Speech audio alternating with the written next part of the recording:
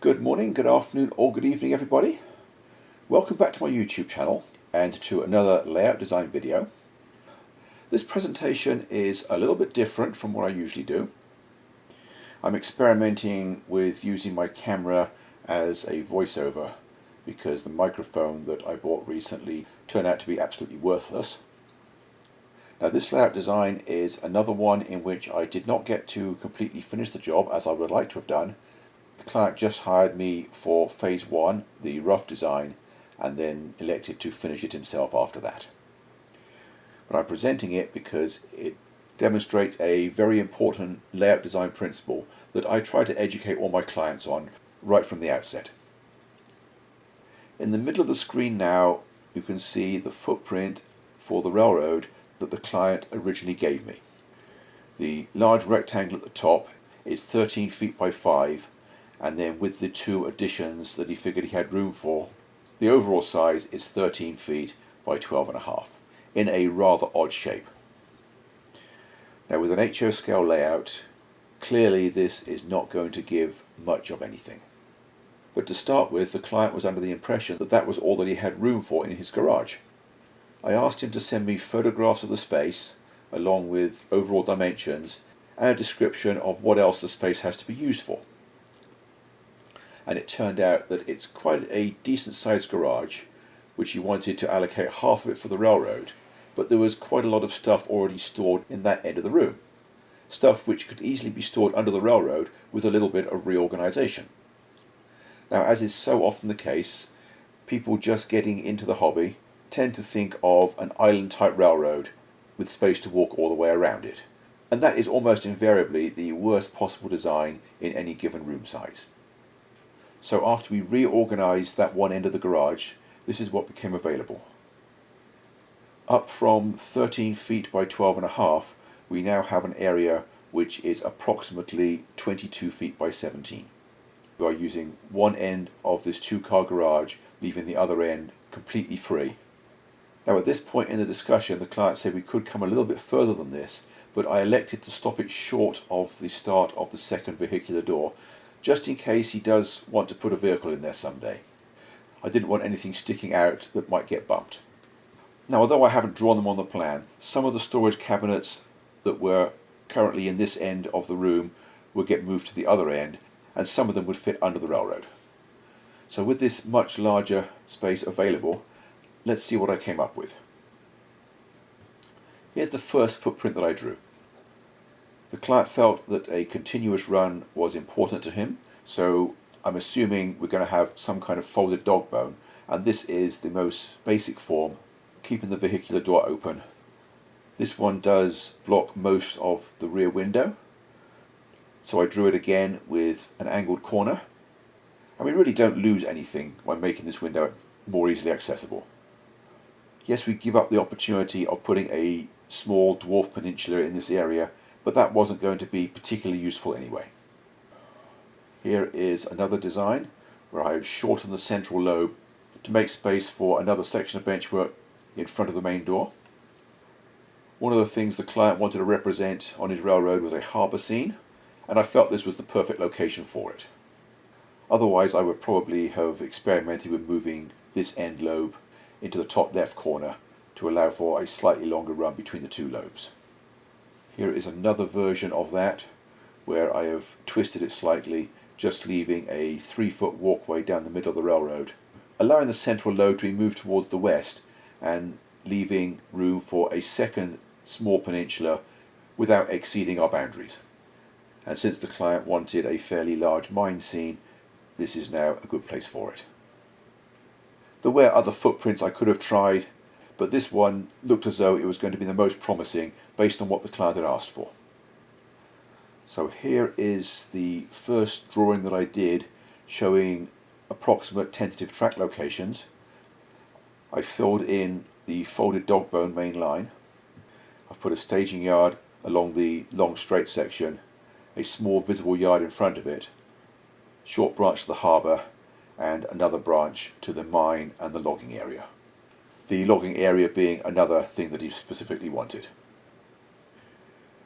I've also indicated a possible way in which the layout could be expanded in the future if the client wants to, just by cutting a number 8 turnout into the easement of this curve and extending a narrow piece of benchwork in front of the window.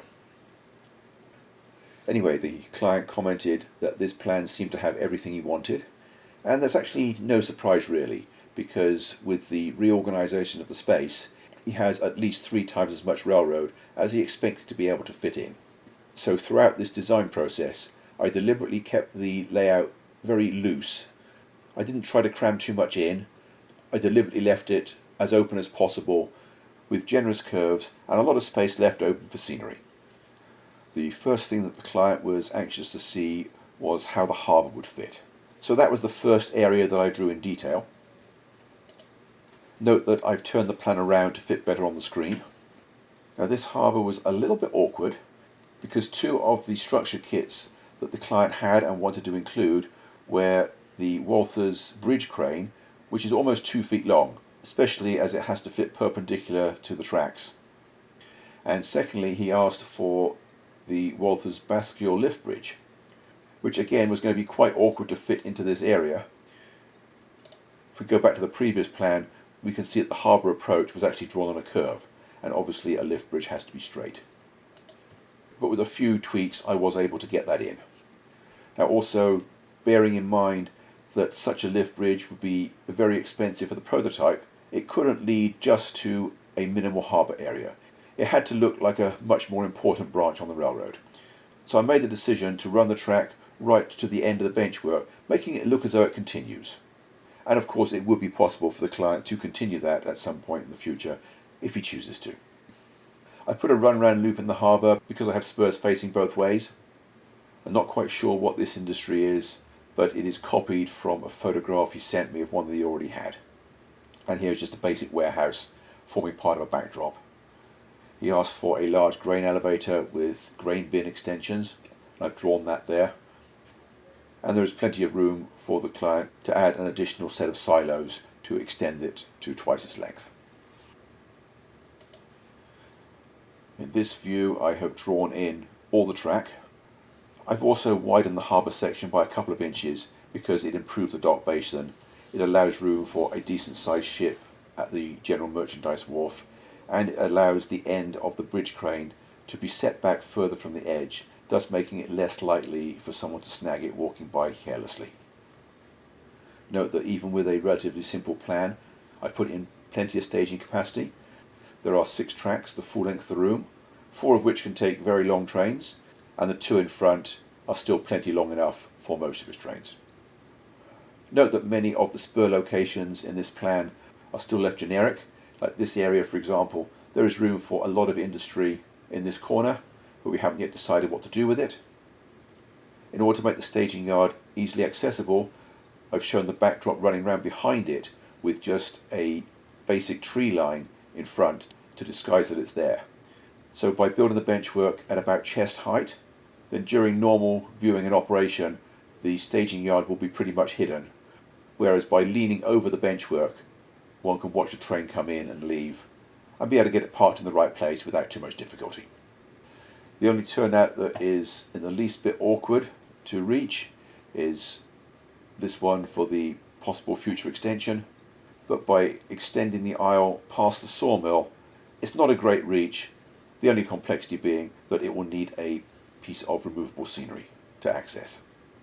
I've expanded the possible extension track into a Y, showing how it can be attached from both ends. Note that the third turnout on the Y is off the benchwork at this point, so it would not get built unless or until the client was ready to extend it, thus avoiding the complexity of reverse loop wiring. This client was fairly new to model railroading, so I wanted to ensure the railroad was fairly simple to build. You may notice that it is all on a single level, and the entire main loop can be level, along with the harbour branch. The only place where track at different elevations is necessary is on the branch line on the peninsula, and that can of course be built as a later addition, once the client has got the hang of things and built up his confidence level. I've shown where most of the client's existing industries can be. This short run round that I added to the yard is for the convenience of the log trains.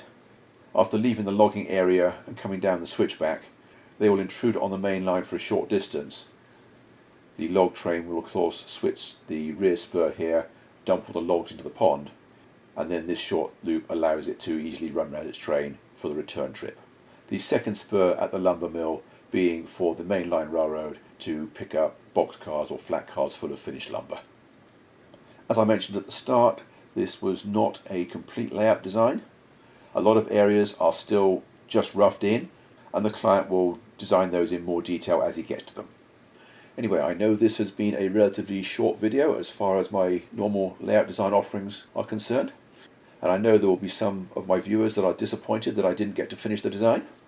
The main reason I elected to show this one was to demonstrate just how much better a layout can be if it is built around the walls with the operator space in the middle than if it is designed as an island with the operators being able to walk around the outside.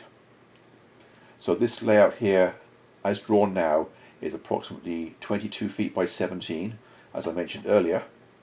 But if we go back to the original footprint for the Island Railroad, it was at best about 13 feet square. So less than 1/3 of the area that we eventually gained. Let me leave the final version of it with you as I sign off. Hope you enjoyed this video and found it useful, and I hope to see you back again next week. In the meantime, thanks for watching, and bye for now.